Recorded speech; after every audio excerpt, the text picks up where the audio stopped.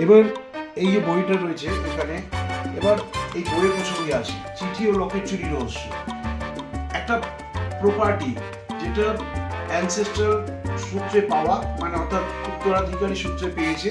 একটা বরানগরের এখানে একটা বড় সম্পত্তি, ও 4 ভাই বোন পেয়েছে।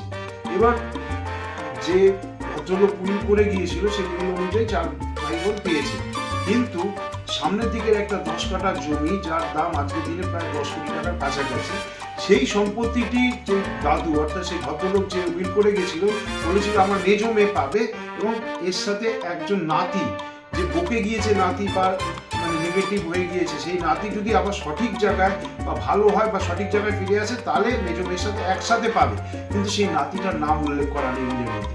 আরেকটা চিঠি সে লিখে গিয়েছিল, সেখানে নাতিটা ডাক নাম দেওয়া ছিল মনু, এবং সেই নামটা জানতো সেই দাদু এবং এক বাড়ির রাঁধুনি। এছাড়া যার উদ্দেশ্যে এই নামটা বলতো, এবং দীর্ঘ বছর অনভ্যাসে বা এই নামটা ধরে কেউ ডাকতো না, এবং দাদু মরে যাওয়ার পর এবার যার উদ্দেশ্যে নামটা ডাকতো সেও ভুলে গেছে এবং কারোরই সেই নামটা মনে নেই।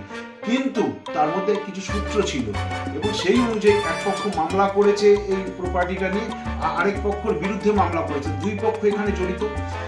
এর মধ্যে দেখা যায় যে চিঠি এবং আরেকটা ওই পরিবারের সৌভাগ্যের প্রতীক একটা লকেট, যেটা পরিবারকে সব জায়গা থেকে রক্ষা করেছিল, সেই চিঠি এবং লকেটটা চুরি যায়।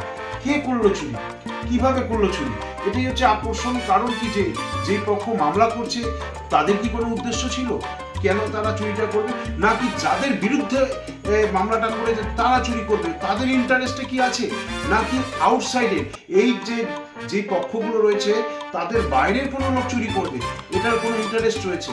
এগুলো জানতে হলে টান টান উত্তেজনায় এই বইটি আপনাকে পড়তে হবে, গোয়েন্দা অনির্বাণের চিঠি ও লকেট চুরি রহস্য।